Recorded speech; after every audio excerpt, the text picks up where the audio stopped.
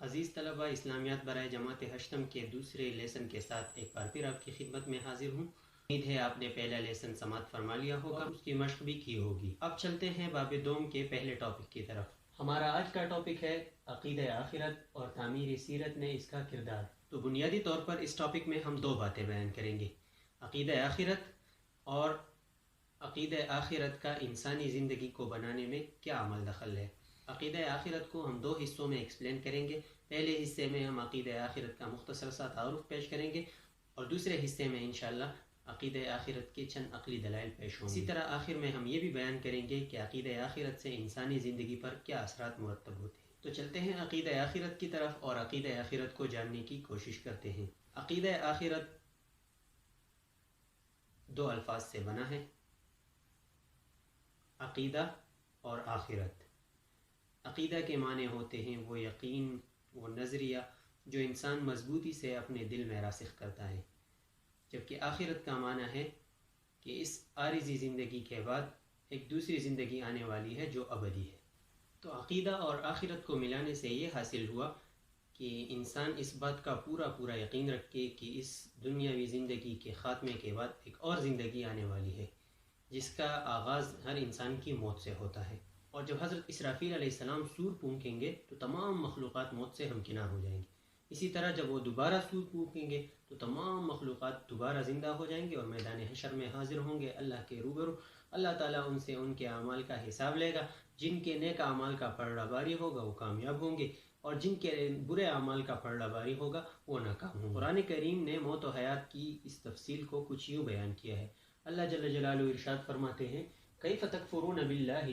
کیسے انکار کرتے ہو تم اللہ کا، وکنتم امواتا، حالانکہ تم مردہ تھے، تمہارا کوئی وجود نہیں تھا، فاحیاکم، اللہ نے تمہیں وجود میں لایا، ثم یمیتکم، پھر وہ تمہیں مار دے گا، ثم یحییکم، اس کے بعد ایک بار پھر تمہیں زندہ کر دے گا، ثم الیہ ترجعون، اور پھر تم دوبارہ اسی کی طرف لٹائے جاؤ گے۔ اچھا دوستو، یہ تو تھا عقیدہ آخرت کا ایک مختصر سا تصور، اور عقیدہ آخرت کے تفصیلی تصور کو نبی کریم صلی اللہ علیہ وآلہ وسلم نے مختلف احادیث میں بیان کیا ہے۔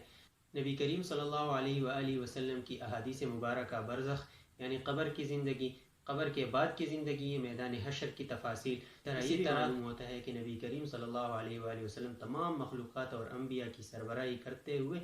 حمد کا جھنڈا اٹھائے ہوئے اللہ کے حضور پیش ہوں گے۔ اسی طرح احادیث مبارکہ کے ذخیرے سے یہ بھی معلوم ہوتا ہے کہ میدان حشر میں جہاں تمام انبیاء اللہ کے غصے اور غضب سے ڈرے ہوں گے اور اللہ کے سامنے جانے سے، اللہ کے سامنے مخلوقات کی سفارش کرنے سے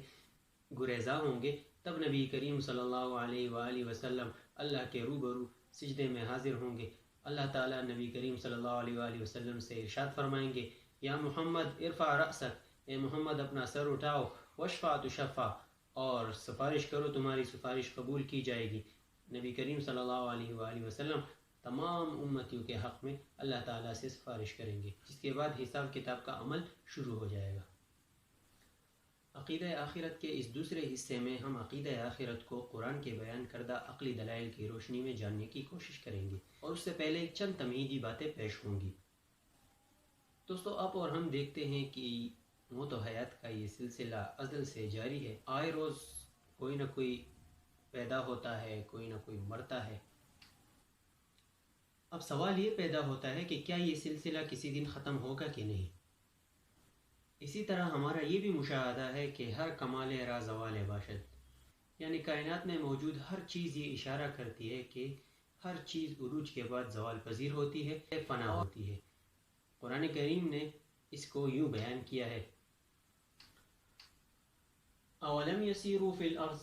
کیا یہ لوگ چلے پھرے نہیں زمین میں، فینظروا، کہ یہ دیکھتے، کیف کان عاقبۃ الذین من قبلہم، کیسا انجام ہوا ان لوگوں کا جو ان سے پہلے گزرے، کانوا ہم اشد منہم قوہ، وہ ان سے طاقت کے لحاظ سے بڑھ کر تھے، وآثارا فی الارض، اور زمین میں یادگاروں کے لحاظ سے بھی ان سے بڑھ کر تھے۔ عزیز طلبہ، اس سے معلوم ہوا کہ کائنات میں موجود ہر چیز کو ایک نہ ایک دن فنا ہونا ہے۔ عزیز طلبہ، عقیدہ آخرت کی دوسری دلیل کو یوں سمجھیے کہ دنیا میں دو طرح کے لوگ پائے جاتے ہیں، اچھے اور برے۔ اب عقل یہ تقاضا کرتی ہے کہ اچھے لوگوں کو ان کے نیک اعمال اور اچھائی کا اچھا بدلہ ملے، اور برے لوگوں کو ان کے اعمال اور برائی کی سزا ملے۔ اور موجودہ زندگی میں ایسا ممکن نہیں، اس لیے دوسری زندگی کا ماننا ضروری ہوا جہاں اللہ تعالیٰ اچھے اور برے لوگوں کا فیصلہ کرے گا، کیونکہ اللہ ہی کے پاس کامل اور صحیح علم ہے اور اللہ ہی کے پاس مکمل قدرت ہے۔ اللہ تعالیٰ نے اس کو یوں بیان کیا ہے، فَلَنَقُصَّنَّ عَلَيْهِمْ بِعِلْمٍ، ہم ان کو ان کے احوال اپنے علم سے پورا بیان کریں گے، وَمَا كُنَّا غَائِبِينَ، اور ہم غائب نہیں تھے، وَالْوَزْنُ يَوْمَئِذٍ الْحَقُّ، اور اعمال کا تولا جانا اس دن برحق ہے جس میں کوئی شک نہیں، وَمَنْ ثَقُلَتْ مَوَازِينُهُ، بس جس کا پلڑا بھاری رہا، فَأُولَئِكَ هُمُ الْمُفْلِحُونَ، وہی لوگ کامیاب ہے، وَمَنْ خَفَّتْ مَوَازِينُهُ، اور جن کا پلڑا ہلکا ہوا، فَأُولَئِكَ الَّذِينَ خَسِرُوا أَنفُسَهُمْ، وہی لوگ ہیں جنہوں نے اپنے آپ کو نقصان پہنچایا، بِمَا كَانُوا يَظْلِمُونَ، بسبب اس کے کہ وہ ظلم کیا کرتے تھے۔ عقیدہ آخرت کی تیسری عقلی دلیل کو سمجھنے سے پہلے ذرا اپنے آپ سے سوال کیجیے، کیا اللہ تعالیٰ نے ہمیں بیکار پیدا کیا ہے؟ یقیناً آپ کا جواب یہی ہوگا کہ اللہ نے ہمیں بیکار پیدا نہیں کیا۔ اس سے معلوم ہوا کہ اللہ نے ہمیں کسی مقصد کے تحت پیدا کیا ہے، اور اللہ تعالیٰ ہمارے اعمال کا مواخذہ محاسبہ کریں گے تاکہ خیر اور شر اور نیکی اور بدی میں فرق معلوم ہو سکے، اور یہ تبھی ممکن ہے جب عقیدہ آخرت کے تصور کو تسلیم کر لیا جائے۔ اللہ جل جلالہ ارشاد فرماتے ہیں، افحسبتم انما خلقناکم عبثا، کیا تم یہ گمان کرتے ہو کہ ہم نے تمہیں بیکار پیدا کیا ہے، وانکم الینا لا ترجعون، اور کیا تم یہ گمان کرتے ہو کہ تم ہماری طرف نہیں لوٹ آؤ گے؟ یقیناً ہم نے تمہیں بیکار پیدا نہیں کیا، اور یقیناً تمہیں ہماری طرف واپس پلٹ کر آنا ہے، تب ہم تم سے تمہارے اعمال کا حساب لیں گے۔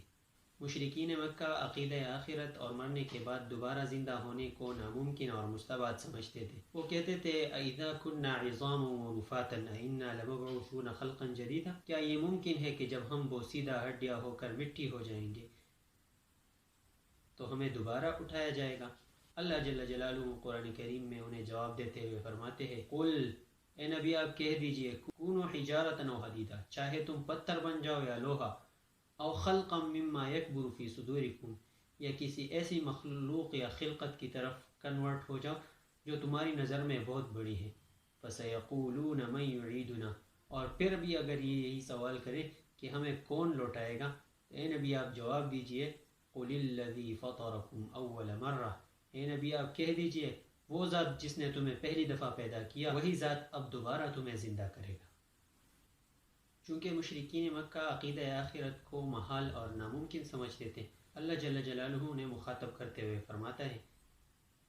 وَهُوَ الَّذِي يَبْدَأُ الْخَلْقَ ثُمَّ يُعِيدُهُ، اللہ وہ ذات نے پہلی دفعہ مخلوق کو پیدا کیا پھر وہ اسے دوبارہ پیدا کرے گا، وَهُوَ أَهْوَنُ عَلَيْهِ، اور دوبارہ پیدا کرنا اس کے لیے نسبتاً زیادہ آسان ہے۔ کسی بھی چیز کو پہلی دفعہ بنانا قدرے مشکل ہوتا ہے کیونکہ اس کے لیے تھنکنگ اور کریٹیویٹی درکار ہوتی ہے۔ اب جب کہ وہ چیز وجود میں آ جائے، وجود میں آ جانے کے بعد اسے کاپی پیسٹ کرنا یقیناً آسان ہوتا ہے۔ لہٰذا جب اللہ نے انسانوں کو پہلی دفعہ پیدا کر دیا، اب دوسری دفعہ پیدا کرنا اس کے لیے یقیناً مشکل نہیں۔ اس تمام تر تفصیل سے معلوم ہوا کہ عقیدہ آخرت کو ناممکن اور محال سمجھنا ایک نادانستگی اور بڑی غلطی ہے۔ عزیز طلبہ، عقیدہ آخرت کی تعریف اور عقلی دلائل جاننے کے بعد اب چلتے ہیں اس لیسن کے تیسرے پارٹ کی طرف، اور وہ ہے تعمیر سیرت میں عقیدہ آخرت کا کردار۔ عزیز طلبہ، عقیدہ آخرت پر یقین انسانی زندگی اور کردار کو بالکل بدل دیتا ہے۔ یہی وجہ ہے کہ اسے ہر وقت اور ہر لمحہ اپنے اعمال کی جزا اور سزا کا احساس رہتا ہے، اور یہی احساس پھر انسان کی انفرادی اور اجتماعی زندگی پر اثر انداز ہوتا ہے۔ تو آئیے چلتے ہیں اور ان اثرات کو ایکسپلور کرتے ہیں جو عقیدہ آخرت کے بدولت پیدا ہوتے ہیں۔ ویسے تو عقیدہ آخرت کے بے شمار اثرات ہیں، تاہم ہم ان میں سے چند ایک ذکر کریں گے۔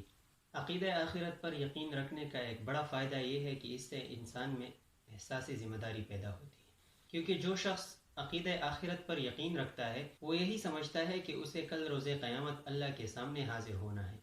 اور اگر وہ نیک اعمال اختیار کرے گا تو کامیاب ہوگا اور برے اعمال اختیار کرے گا تو ناکام ہوگا۔ لہٰذا اس کی پہلی کوشش اور اولین ترجیح یہی ہوتی ہے کہ وہ اچھے اور نیک اعمال اختیار کرے تاکہ وہ اللہ کے حضور سرخرو ہو سکے اور کامیاب ہو سکے، اور اگر وہ برے اعمال اختیار کرے گا تو اللہ کے حضور ناکام اور نامراد ہوگا۔ اور یہی احساس پھر اسے نیک اعمال کی طرف متوجہ کرتا ہے، برے اعمال سے بچنے کی ترغیب دیتا ہے، اور رفتہ رفتہ وہ ایک ذمہ دار انسان بن جاتا ہے۔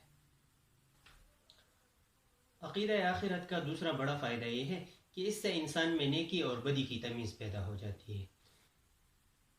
کیونکہ عقیدہ آخرت کا احساس انسان کے اندر ایک ایسا شعور پیدا کرتا ہے جس سے وہ نیکی اور بدی کی تمیز کرنا سیکھ لیتا ہے، کیونکہ آخرت میں کامیابی اور ناکامی کا دار و مدار اعمال ہی پر ہے، اور اعمال میں فرق کیے بغیر کوئی شخص کامیاب نہیں ہو سکتا۔ لہٰذا عقیدہ آخرت کی دوسری خوبی یہ ہے کہ اس سے انسان نیکی اور بدی کے کاموں میں تمیز کرنا سیکھ لیتا ہے۔ عقیدہ آخرت پر یقین رکھنے سے عبادت کا ذوق اور مزہ دوبالا ہو جاتا ہے، کیونکہ عقیدہ آخرت کا احساس انسان کو یہ یاد دلاتا ہے کہ اللہ نے انسان اور جنات کو اپنی عبادت کے لیے پیدا کیا ہے، یہ دنیا دارالعمل ہے اور دنیا آخرت کی کھیتی ہے۔ چنانچہ ایسا شخص لگن اور محنت سے اللہ تعالیٰ کی عبادت کا حق ادا کرنے کی کوشش کرتا رہتا ہے، اور اسے عبادت میں مزہ اور لطف آنے لگتا ہے۔ عقیدہ آخرت کا ایک بڑا اثر سیرت اور کردار یعنی چال چلن کی پختگی ہے، کیونکہ جو شخص عقیدہ آخرت پر یقین رکھتا ہے وہ یقیناً قیامت کے دن کے محاسبے یعنی پوچھ گچھ کے بارے میں بھی یقین رکھتا ہے، اور قیامت کے محاسبے کے احساس سے انسان مسلسل نیکیوں کی طرف بڑھتا رہتا ہے، اور رفتہ رفتہ یہ نیکیاں انسان کے کردار اور شخصیت کا حصہ بن جاتی ہے۔ ایک بڑی خوبی جو انسان میں عقیدہ آخرت کی بدولت پیدا ہوتی ہے وہ ہے انسانیت کی بلائی کا جذبہ، کیونکہ جو شخص عقیدہ آخرت پر یقین رکھتا ہے وہ اسلامی تعلیمات کی روح سے یہ جان لیتا ہے کہ الدنیا مزرعۃ الآخرہ، دنیا آخرت کی کھیتی ہے۔ اسی طرح وہ یہ جان لیتا ہے کہ الخلق عیال اللہ، مخلوق اللہ کی عیال، اللہ کا کنبہ ہے۔ فأحب الخلق إلى الله من أحسن إلى عياله، لہذا اللہ کے مخلوق اور اللہ کے کنبے میں بہترین شخص اللہ کے نزدیک وہی ہے